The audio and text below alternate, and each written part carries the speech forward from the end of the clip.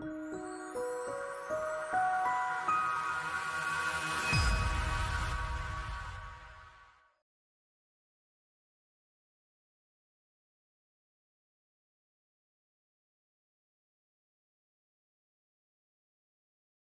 I am really delighted to be able to introduce John O'Neill for you.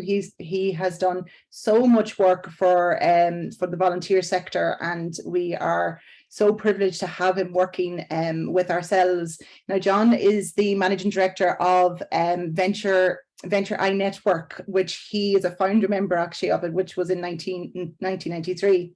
So he works with a lot of volunteer-based organisations like the Ulster GAA, Ulster Rugby. He's done work with many government departments and county councils, as well as leading communities and volunteering organisations.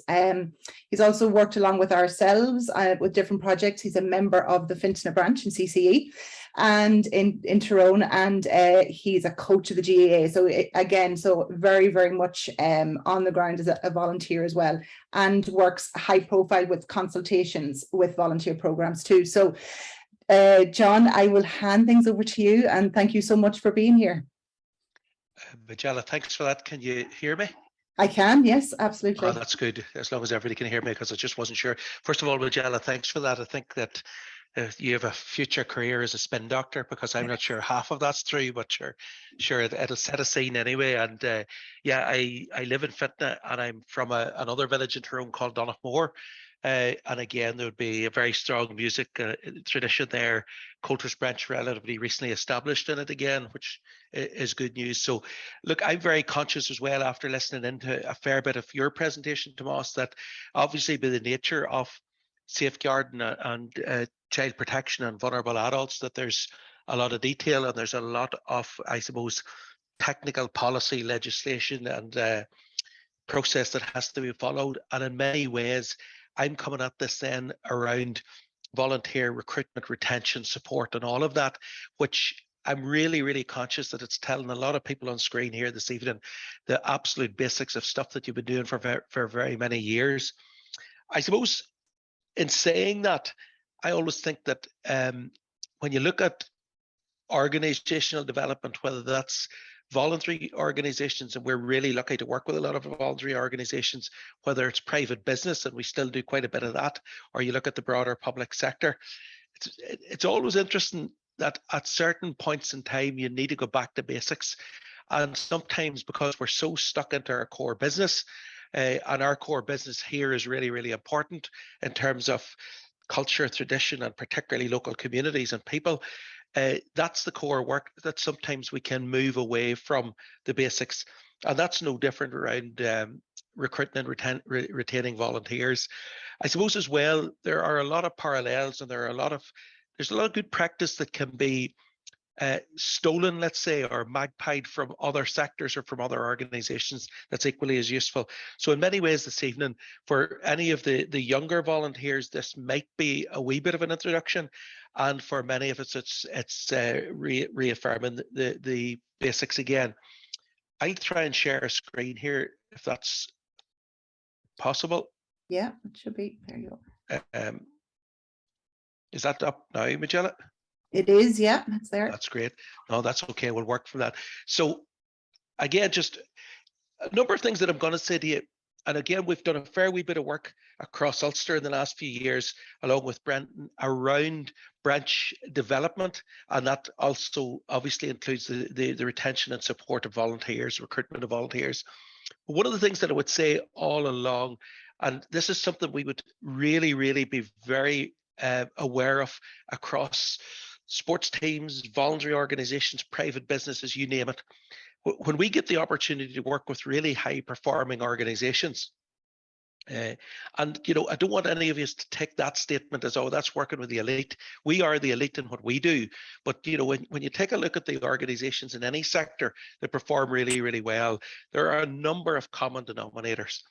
And the one thing I'd say to you, absolutely, without doubt, that 95% of those organizations have some sort of plan or direction. What might look like something that has just happened is never something that's just happened.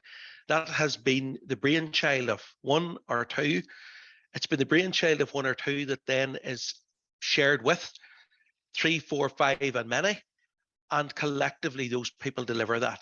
And as I say, that it doesn't matter for me if that's in a cultus branch, in a charity, in a football club, in a hurling club, in a camogie club, in a ladies football club, right through. We would see it in rugby, and we definitely see it in private business. And people perform well and better when they know where they're going and where they're trying to get to. That's just one of the basics of life. And I suppose in many ways I would take it slightly a bit further as well. And we'd have talked to the branches in Ulster around branch development planning. When your volunteers and when your members, and indeed when your wider community, are centrally engaged in and involved in crafting the plan for your branch, that also creates a wonderful environment for people to get involved as volunteers. So one of the first things I would say, if we're really, really serious about supporting volunteers as branches, and we want to recruit volunteers and retain them, as a branch, you got to know, where are you now? Where do you want to be, and how will you get there? And that, to use the language, should be our branch development plan. The other thing I'm going to say about that, when I started to talk about things like planning, I know many of you have done brilliant things for years without that plan, but it's been there. It's in somebody's head, or it's in people's head. But we're in an environment now that if we do want to get more people involved, we need a plan that we can share. So all I'm saying is that from a branch perspective, that plan is not Ulysses. It's not War and Peace. This is not some big significant plan that you might pull together for a rural regeneration development fund or town and village renewal or leader funding application. This is a very, very basic document, 3-4 pages, that asks your branch the basic questions. Where are we now? Where do we want to be? And the really important bit, how will we get there? And the how will we get there, it's actions, it's tasks, it's things that your branch want to do additional to the core work, of the tutoring, the sessions, the FLAs and all of that. That I often say when we work with organizations, you work in it. So if you're employed by an organization, whatever many of us do here, if you're employed by an organization, if you have an employer, you work in that organization. You have a job description, you are paid X amount of euros or pounds to do whatever they ask you to do, whatever's in your job description. And that's fine. Working on it, though, is the other bit of that. And high performing organizations are where people work on it as well as in it. And the working on it are helping to lead or deliver actions which improve the lot of the organization, in this case, the branch. And really, if we could answer those questions, where are we now? Where would we like to be? And then start to bring that down to actions. That then creates the conditions. And what are the conditions? We're cultus branches are voluntary-led organizations, and that's one of their great, great strengths. But always, always, always, in fact, I'll maybe flick forward a slide and then come back. The 3 big S's in any organization's performance, if you want it to work really well: strategy, that's the plan. That's a 4-pager. It's no more than that, 4 or 5 pages. Strategy, that decides the structure. So that's really about, your committee, but who else do you need? What roles do you need? What jobs need to be done? Have you the skills? Have you the people? Have you enough people around you to do that? Systems and style. But for this evening, we're really looking at, what's the plan? Have we got the right people on board? The systems is the wee bit of support around that, particularly when you widen your volunteer base. That's where you need to maybe have a wee bit more systems. So again, in that, do people understand their roles and responsibilities? Who is allocated tasks? Are they aware of the tasks? Are they clear on when they have to be undertaken by? What's expected? What support might be available for them? And we also want to look at recognition then. We want to look at later on down the line a wee bit, maybe at succession and policies. And again, very conscious that Tomas mentioned there, obviously policies around protection of children and vulnerable adults and around safeguarding. And again, we may want that around, or should have those around, volunteering. So that gets us into the territory. But, first and foremost, start at the start. If you're really serious And I mean, we would be asked to work with a lot of voluntary organisations of different types, including Comhaltas branches. And I often find there's two great conversations that I have when you're invited out. So like the classic sort of stuff, you'll arrive somewhere of an evening and you'll meet someone, the person that normally is invited you, and they say, look, it's great to have you along. I'm going to introduce you to the rest of the people. And somewhere along that line, they will share a conversation with you, which invariably runs along the lines of, this is a great branch, or this is a great charity, or this is a great voluntary group. But the one problem about it, there's 3 or 4 of us that do everything. And then as you get to know them over a bit of time and meet the other people that are notionally on committees or volunteers in and around it, you sort of end up in a conversation with them very often. And that goes along the lines of, this is a great organisation that does great work in our community. It makes a great difference, but there's not really a lot for me to do. Now, those are sort of two very interesting perspectives from people that are members of the one voluntary organisation. And often for any of us that are absolutely centrally involved in branches or at any level of volunteering in our own community, it could be a GAA club or anything else, a St. Vincent de Paul, a charity, whatever it is, very often the experience you get at it, the more you circle working around you and the less you share. So again, some of the big, basic, brutal truths in this is, as an organisation, as a branch, do you know where you are? Do you know where you want to get to? And do you know how you're going to get there? The how you get there are tasks, directions, their projects, their programs, whatever they might be. Do we want to raise money? Are we going to write grant applications? Are we going to run a fundraiser? Are we going to develop tutors? How are we going to train people? Are we going to promote ourselves better? Are we going to migrate onto or increase our use of social media? These are all projects or actions that will deliver those results. But then, whose role, whose responsibility? Have we got access to the capacity that we need? If we don't have, can we train? Can we get access to support and so on? And that's why programs like this are so important. So again, very conscious that so much of this is basic, straightforward stuff. The other thing I would really, really want to reinforce with you is that whether we like it or not, society has changed dramatically and is changing. I think the biggest single changes that we're going to experience are probably a lot of what we've gone through with COVID-19. And, here we are now nationally sitting in each other's living rooms and communicating and delivering training and connecting and doing all of that wonderful stuff.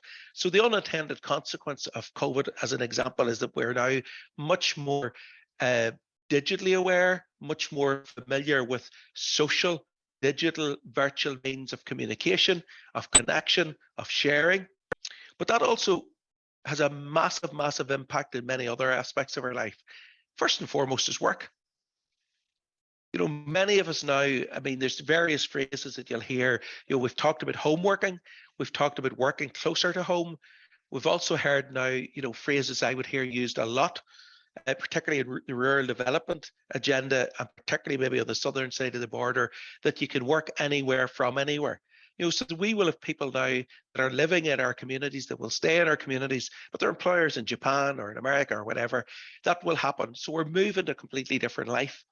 But many, many people will tell you now that they're time poor and they have competing priorities.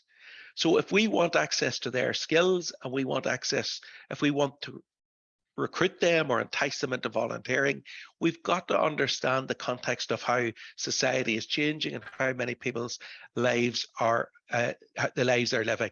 They could have young children, they could have work responsibilities. One of the big things coming out of virtual working now is that the day is not invariably 9 to 5. It's 8 to 6, or if you're working now in another part of the world, virtually it's different time zones. So when people are available.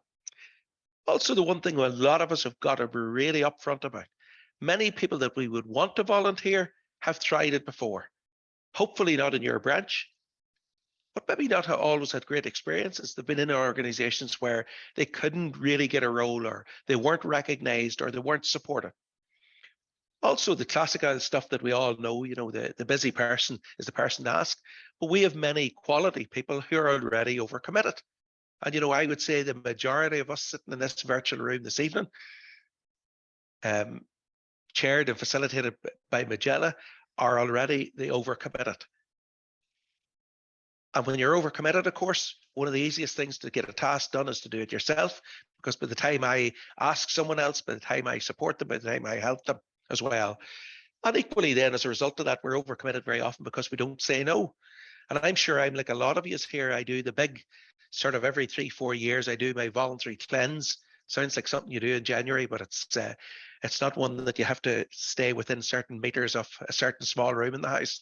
But, you know, you do take a look at all of the things and you say, I'm not given that time, and I'm going to step off that committee, and I'm going to step off that something else, or I'm going to devote less time to. And then over a period of time, guess what? You keep saying yes to things as well. And we'll talk about the new ways of working. One of the things I would say is that, you know, we get really, really, particularly in our branches and a broader national / international organization, you know, cultural force such as Comhaltas. It's a bit like GA, you know, we've certain structures and certain ways of running meetings, and we've done that over, you know, 50, 60 years. And because we do that, we think that that's the way that all things have to run. We're finding now in many voluntary organizations and indeed in companies that the way that people meet and connect now is much more fluid. You know, again, we're using virtual formats, but we're communicating through things like WhatsApp and so on. Very, very conscious even in examples, but we're doing a lot of work in and around Roscommon at the moment, and one of the communities we've met there is Athleague, and some of you will know Athleague, I'm sure, quite well. But they run almost an umbrella organization for all of the voluntary activity in the village called We Are Athleague, and it's about something like 137 or whatever people on a WhatsApp group. They never run formal meetings. They never do anything like that. But what they do is, if there's a grant application due in, or if they're going to do a tidy up, or if they're going to run the fundraiser, they just put it in the group and say, we're thinking of, there's an opportunity for, who would be interested? And they literally do it like that. The beauty of that is that at one level, it reflects modern communications. At another level, it provides opportunities to volunteer that aren't formal committee positions. And again, we all know the hackneyed lines about you'll avoid an AGM because sure, if you go to the AGM, you'll only get a job and you'll never get out of it. But there's lots of people are afraid of that. And there's lots of people can't commit to that because their lifestyle, their work, their competing priorities, their families, or whatever, won't allow them to do that. But a model like that in Athleague, where at times people will put up the hand because they have the time, or they are about, or they feel that they've skill set, and many other times they'll not put up their hand because it's not for them. It doesn't suit them at that point in time. They don't really have an interest in it, or they don't feel they have the skill set. So again, I think, you know, if you go back to the plan and work out the tasks that have to be delivered, a large part of what we have to look at is the context of modern living and how many of our people survive, thrive, communicate and live. And a large part of that are through things like apps and smartphones and laptops and digital hotspots and whatever these things might be. You know, by my language on this stuff, I'm near 60 and don't know what half of this stuff even means. But all we're saying is that's live, it's real. So we've got to think our way through those things. If we're serious about recruiting, promoting volunteering, opening up our branch to other people, let's think of what their lives are like, and rather than sort of cursing the darkness and always saying, but sure, nobody comes to the AGM and sure, nobody's interested, and sure, all the parents will do is drop the kids off to the session or to the tuition or to whatever it is, but they've no real interest.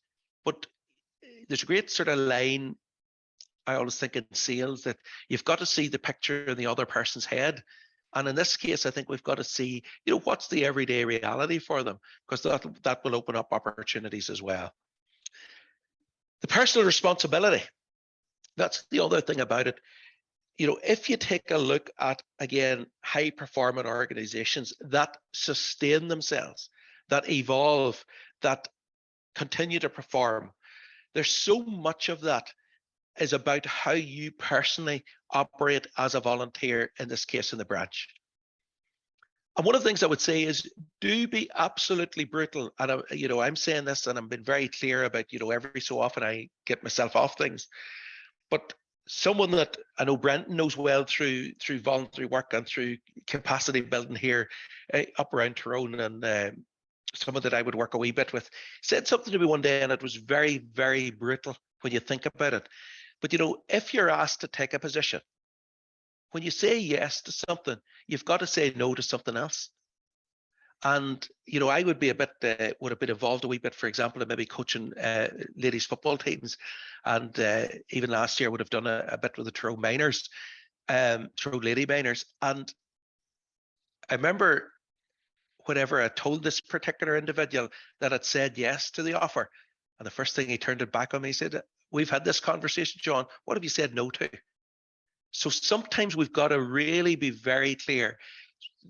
You know, from a cultural development perspective, from a local identity perspective, from local opportunities, I just think, you know, what Comhaltas does is brilliant. And I'm saying this as someone with who loves music, who loves dance, but refuses to dance, can't play anything, can't sing, hasn't a note in my head, but just appreciate the value of it.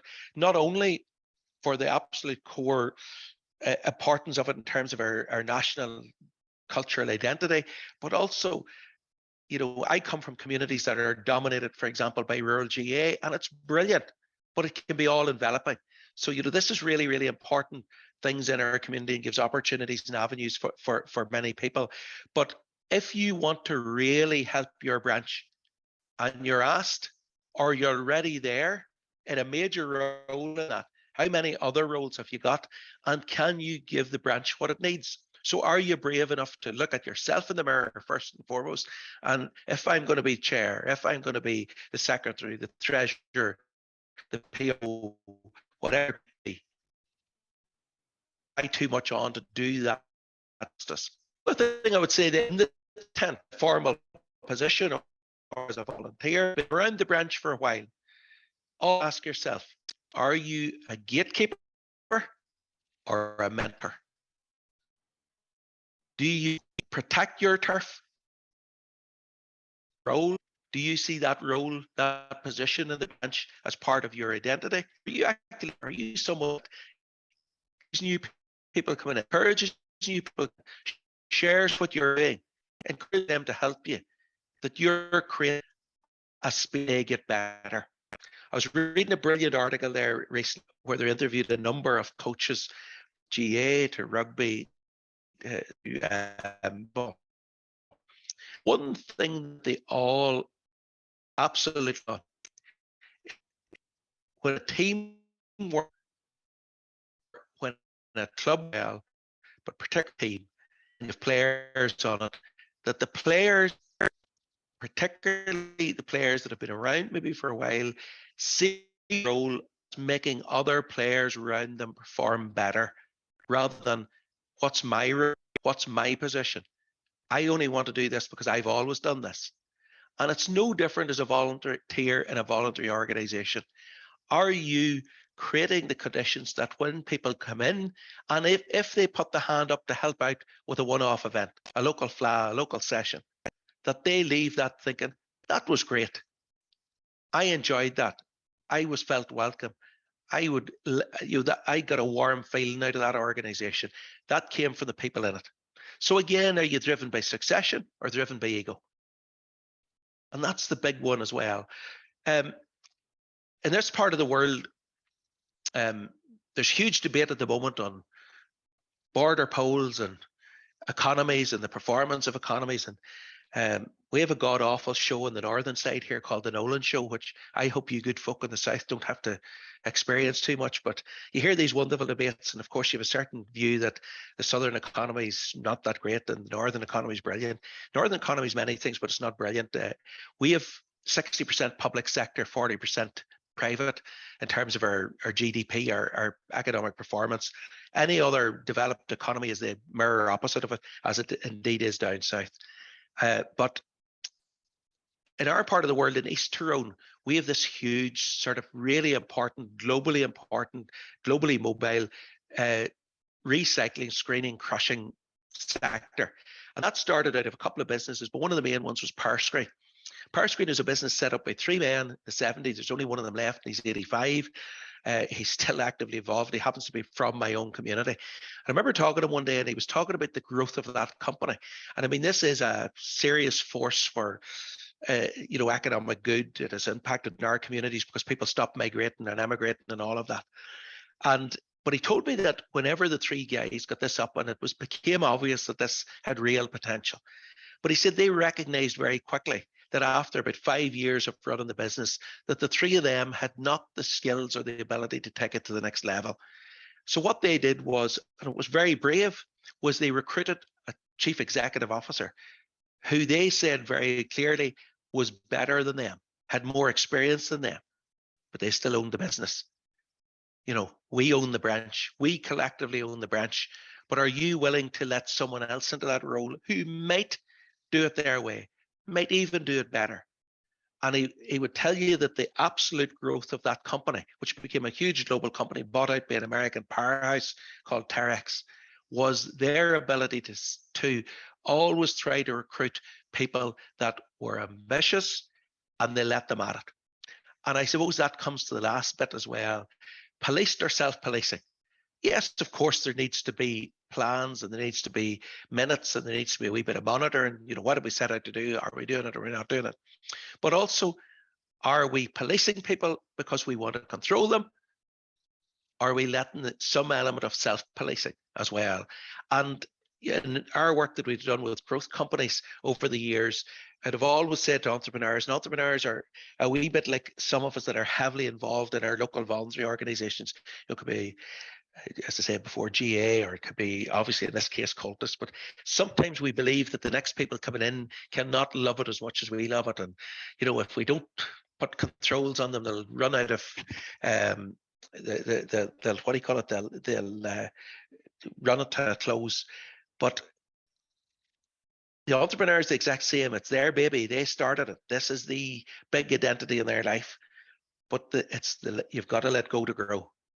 And it's that bravery around it. It's a lot easier to do that when the plan's there. Because if we collectively pull the plan together, get your members, get your volunteers, get your families, get your tutors, get your community involved in that plan, it becomes our plan. It's not a small cohort. And the reason that I would be sort of really, really keen on that approach, I remember years ago in Magella, you mentioned that we would have done a lot of work, for example, with Ulster Council GA, then latterly Ulster Rugby. At a very basic level, the Ulster GA really took into volunteer development, so development of club committees and volunteers about 25 years ago here. And it largely came out of a couple of comments. Sport NI had capital grant available for sports clubs. GAA clubs applied for it and applied in quite significant numbers. But the comment was made, possibly throwaway, but probably a reflection of what they had seen.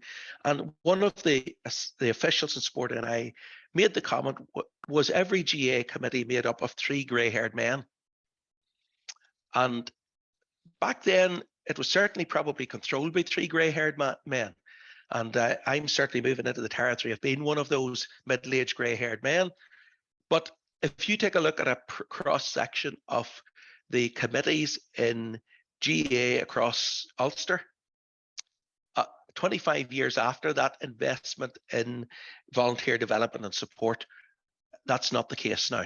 Much younger age profile, subcommittee structures, bigger gender balance, all of that. But that came from Ulster Council really started to take a look at what was needed, and it's all of the stuff that we talked about this evening. The first thing was getting the club development plan in place. Secondly, looking at the structure, and thirdly, putting in capacity building support for volunteers. So all of the things. And what you've got now are wider breadths of volunteers in official roles, and loads of committees or subcommittees where people engage when they're needed, for what they're needed, for whatever length of time they're needed. But they don't have to keep pitching up at official meetings and all of that as well. But there is a wee bit of that as well. When we take a look at how we act as a volunteer, are we creating the conditions of a place that people would want to volunteer, and when they do, it will be a rewarding experience, or will it be something that they ultimately feel, I'm really on the outside of that, my voice doesn't carry, my skills aren't appreciated, and no one is showing me where we're going and what I could contribute to that. A couple of other wee things as well. When you look at, I suppose the traditional versus the probably more effective way nowadays of recruitment. What have we done? Obviously the AGM, and I hear it so often in voluntary organisations, nobody turned up, nobody's interested. Doesn't mean people aren't interested. Very often this has come from the same organisations that have loads of people attending events or sessions or services or activities. In our case, it would, you know, the tuition and the plaza, so on. So it's not that people aren't interested, but they aren't interested in sitting in boring committees the way boring committees often are run. So we need to think about that. The classic as well, you know, how are you asked? Ask someone to a meeting. If you want to put someone off volunteering, ask them to a meeting. You know, we all fear it. The other great thing, you would be good at this. And very often that's, like I hear it a lot, you know, so your job involves paperwork, this is made for you. That inevitably means there's a grant application, or there's some bit of paper to be filled, or some policy to be written. But, you know, let's go back and turn that on its head. Strategy, structure, system, style. But let's keep it to the basics. Strategy, a branch development plan, 4 or 5 pages that answers the brutal questions. Where are we now? Where are we going? How do we get there? Get your people involved, your wider community around your cultist branch involved in it. Then, you know, you can say to someone, so we need a volunteer. So let's say I know Bernie or Eamon or Magella, but I know them at a distance. And I know they're maybe interested, or they're leaving family off, or they attend the odd event. It's a different conversation when you can say to them, here's who we are. Here's where we're going. Here's how we're structured. Here's a role we need filled, because we need this task done.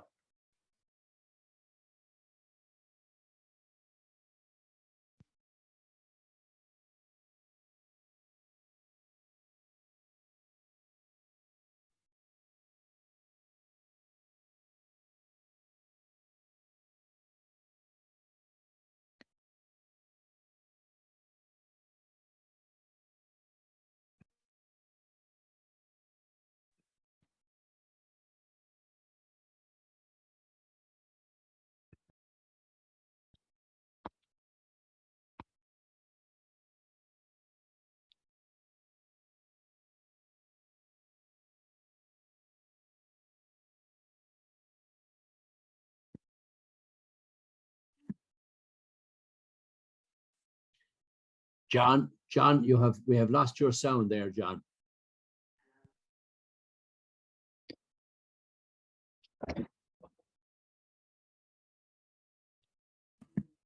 John, I don't know if you can hear me. John? John?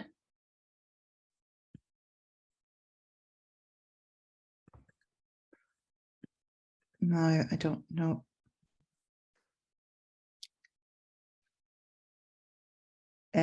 Brendan? Yes, I'm going to try and ring him here. Just Thanks. Thanks. no bother.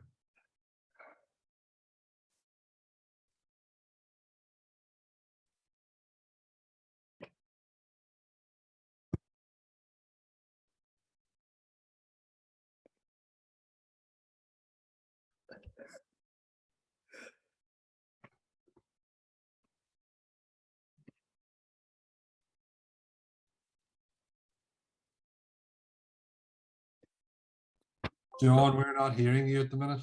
Can you hear me now? Yeah, got you now. We lost you a couple of minutes ago there. I was telling you. You're probably lucky. I was just saying there, Brent, I see you've got them volunteered young. I'm conscious of time.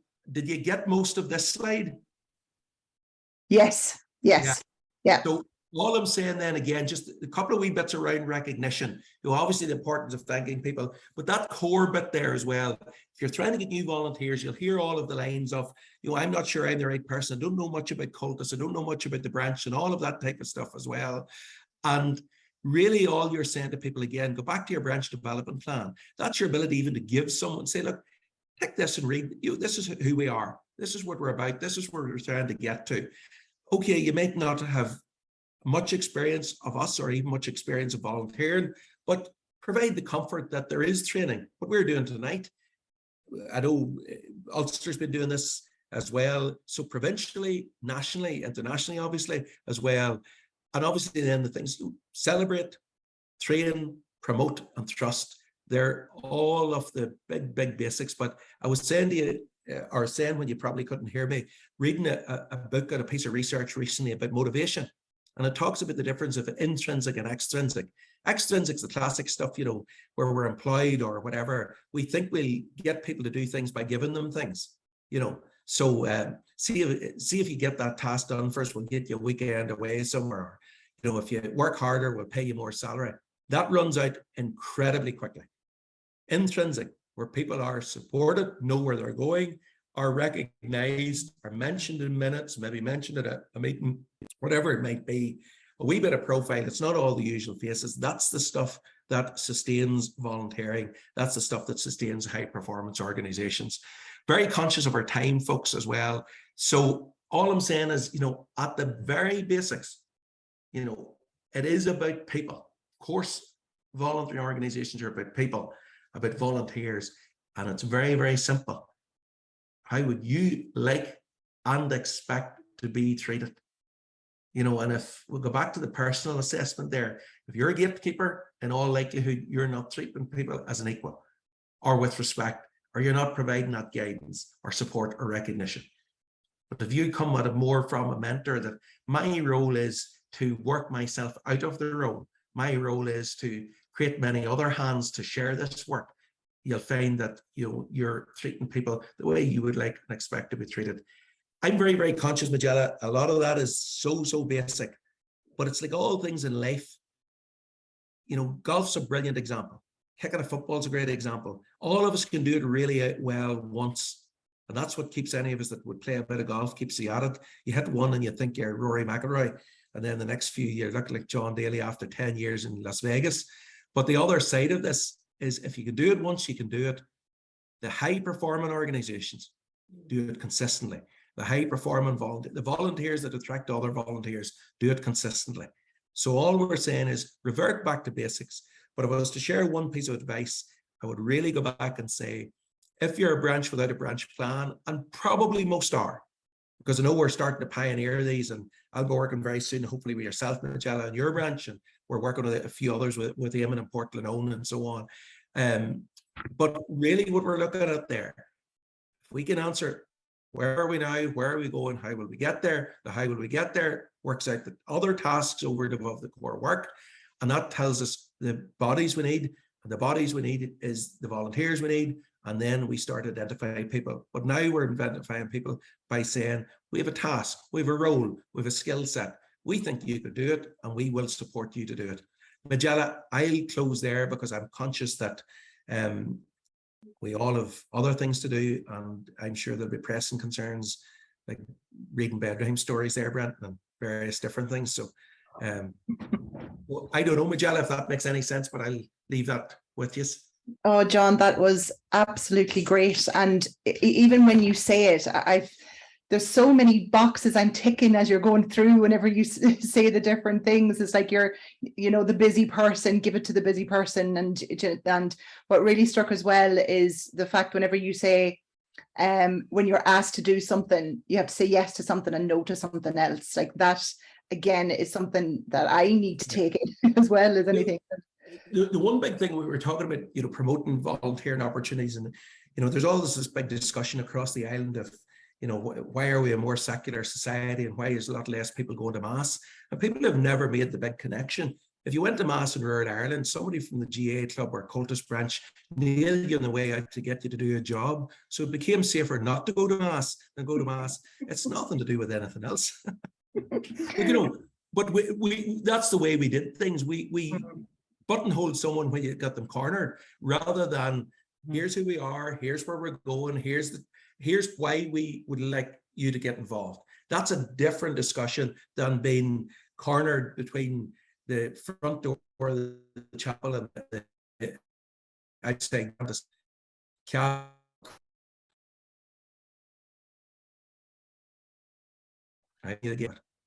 So Majella, yeah. if there's anything, but I will send the slides. There's also, we've done like a training note against this presentation. So there's maybe 4 or 5 pages, whatever it is. I'll send that to Brendan, and I'm sure that can be circulated as well. So yeah. I'm sure that can go out to everybody this evening if it's of any use. Yeah, oh, absolutely. Look, and I'm guilty so much myself of that. And just thinking back, it's like, it's something simple whenever you think about it. You explain what you're doing and explain what is so important rather than trying to drag somebody into a meeting. Yeah, absolutely. Because like when we tried it once a couple of years ago, this was before COVID, because again, we were getting lower numbers coming into the actual meeting. And we promised them, if you come, you will not get a job. Yeah. What happened when they came, they still got jobs.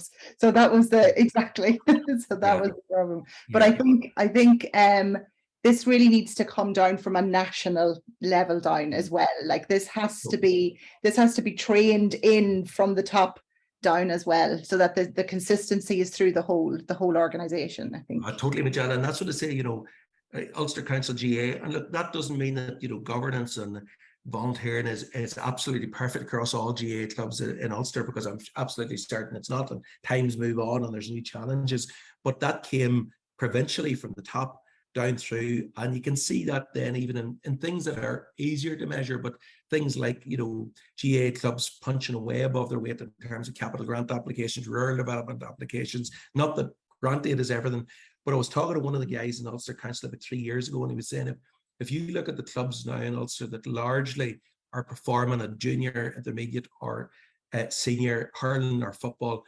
in Ulster, those are largely the clubs that have really adopted that club planning approach. So all we're talking is the ability to, what would you call it, to mirror that. Guy that I know would be heavily involved in rural development in this part of the world. Some people would know him and others wouldn't. A guy called Mark Conway. And I remember being at a meeting one time and somebody said to him, Mark, you have really innovative ideas and so on. And if any of you do know this gentleman, the worst word comes out of his mouth. Should it be really good or really bad? So if Kildress Wolf Tones, which is his club, win the championship or lose the first round, the worst word out of Mark's mouth is flip. So he doesn't use profanities or anything else, but sitting in the car on the way home, he says, flip me, John. I've never had a novel idea in my life, but I'm a great magpie. I steal good ideas from other organizations or arenas and apply it to. And that's all we're saying here. Mm-hmm. There's nothing novel. In fact, it's the most basic of the basics, but it's applying it and persisting. Consistency is the key. We all know this. God, we absolutely know it.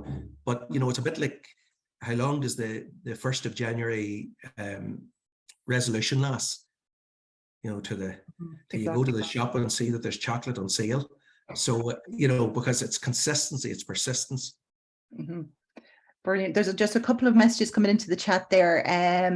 This is from Edel S. I don't know the second name, sorry. It's just wondering if you can show the slide with the 4-point of the branch development plan again. Yeah. Strategy, structure, system, style.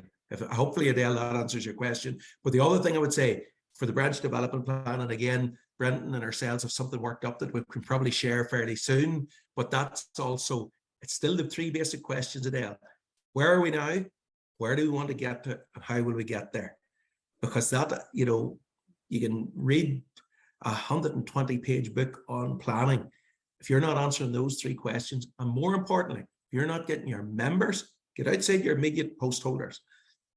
If you're not getting your members, your volunteers, your families, and then your wider community involved in helping you answer those, don't expect them to get a wider buy-in from volunteering.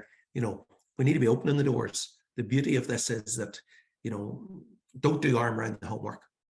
Mm-hmm. That's the arm around the homework and gatekeeping are 2 of the characteristics of organizations that are stagnant or dying. Brilliant, thank you. We've just a comment there from Bernie McNulty. John, you're a breath of fresh air. Great presentation, thank you. Again from Adele as well, saying brilliant presentation, John, well worth staying online. We have, thanks John, you're a master of your trade. I look at a branch as a team effort and to develop people as team players, not a solo run. Yeah, if you're bleeding volunteers, if you're bleeding members, if you're a football club or bleeding players, it's internal. It doesn't happen by chance. It happens because of behaviors. That's about culture. If you're into this stuff in a big way, and I can never remember the name of the book, there's a brilliant book about how the All Blacks we think of the All Blacks now as this all-engulfing force in rugby union until we got at them this last couple of years. But, you know, the reality is they were a mess at the start of the professional game. They looked internally. And one of the things, and I'll not use the language tonight, but they have this phrase about no, and then it's something heads, so you can fill the gap. But they're brutal about it. And no matter what player comes in, if that player makes it about them, brings drama, brings unsettlement to their group, they could be the best rugby union player in New Zealand. They will never be asked back. You know, it's about culture, and culture has to be in the same way as you will train to play the button key accordion or whatever, or to kick a ball or to puck a slither. You know, you practice it. Culture has to be worked to get there, and then you have to work really hard to sustain it as well. But it's there. You know, the high-performing organizations still do the basics. It's the plan, it's the structure, it's getting the right people in place and then supporting them. So I'm sorry, keep going off on tangents, Majella. This is horrendous for you to try and facilitate our chair. Oh, this is brilliant. No, it's really, really good. I think Brendan has his hand up. I think he wants to say something. Oh, sorry. Yeah. And funny, John touched on it there earlier, and thanks, John, for that tonight. We have, as part of another piece of work here in Ulster, we've got John to pull together a branch planning template that we would be able to share with everyone. And it's asking those questions, and there's a sort of a wee leaflet, a booklet with it on how you would, 3-4 pages on how you would pull that branch plan together. And I think, if I'm not saying or over speaking for you, John, I think, you know, even through Dunullo or through Comhaltas here, we would be happy enough to share that out and even maybe do a branch planning seminar at some stage, some evening, bring people that are interested in pulling one together for their branch. I know there's 1 or 2 sort of pilots have been done with a couple of branches up around here, and so it definitely is something that we would be prepared to offer. That's brilliant. I think everybody, and it's a great idea too of getting just a presentation pulled together for that planning, that branch planning. I think that's what we definitely, and at all levels should be at that, definitely. I have a question just here from Aileen. She's asking where can she find the recordings. These will all be posted on the Comhaltas website, www.comhaltas.ie. Probably next week, I'd say they'll be all up there on the homepage. So have we any other questions or comments from anybody? Majella, can I just come in here? Yes. And just to acknowledge the breadth of the presentation from John, and to acknowledge your expertise and your experiences, John, over the years as well in dealing and working with voluntary bodies. And I know that you have probably ticked a lot of boxes and probably answered a lot of queries that maybe people haven't actually put words to yet, but probably have queries in their own heads and concerns about what you mentioned there about the lack of possible volunteers coming on board at local level branches. And I'd just like to acknowledge again Brendan's involvement in lots of areas for his innovation and his initiative in looking at issues and trying to find a mechanism to support the volunteers across the board in Comhaltas, not just in his own area in Tyrone and in Ulster, but also from a national perspective as well. So I'd like to acknowledge that again. And I know that everybody at this particular event this evening certainly has to go away with a little bit more positivity that things can happen if you make the plan and put it together. And certainly we would love to get sight of and to be able to buy into any plan that would assist branches in getting up and running again. And particularly post-COVID, I think it's very important that branches and of all sorts that have been absolutely, possibly in many cases, doing very little or nothing at all in some cases because of lack of decent coverage to do even a Zoom thing or a Zoom class, that now that we're getting back into business again, and we need that little bit of encouragement and assistance. So thank you very much for that, John. No problem. Yeah. Brilliant. Yeah, I think Thank you, there's, Thomas. sorry, John. No, just thanking Thomas for the very kind comments. Perfect. Yeah, so I think there's a lot of information there. And like you said, Tomas, I'm definitely going away a lot happier with a different mindset, and that, you know, because I'm walking into, I have an AGM, our own AGM is on Thursday. So going into that with a different mindset is, you know, it's great. So if we can pass that along and give that over to others, that's fantastic. Thank you so much for sharing all that with us. Yeah, I and hope might you I don't just reflect too much, Magella, and go in and tell them you're leaving. Steady on. yeah. Not a bad idea. Not a bad idea. That could be one of my saying no to.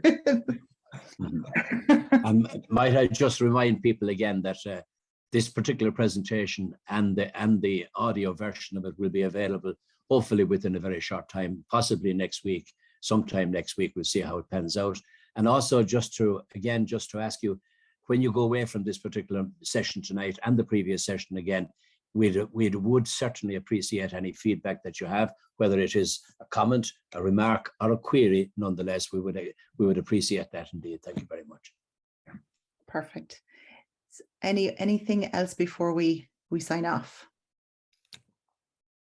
I think we're good.